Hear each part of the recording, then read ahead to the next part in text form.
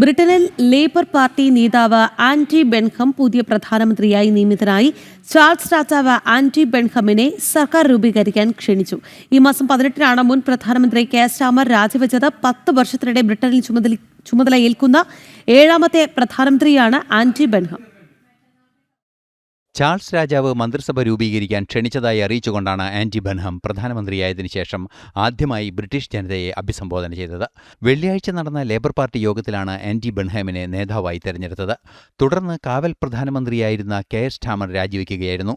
മാറ്റങ്ങളുടെ കാലം വരാനിരിക്കുന്നുവെന്ന പ്രഖ്യാപനമാണ് പ്രധാനമന്ത്രിയുടെ ഭാഗത്തുനിന്ന് ഉണ്ടായിരിക്കുന്നത്. I have just come from Buckingham Palace, where I have accepted His Majesty the King's invitation to form a government. June 23-നാണ് പ്രധാനമന്ത്രി സ്ഥാനത്ത് നിന്ന് രാജിവെക്കുന്നതായി കെയർ സ്റ്റാമർ പ്രഖ്യാപിച്ചത്.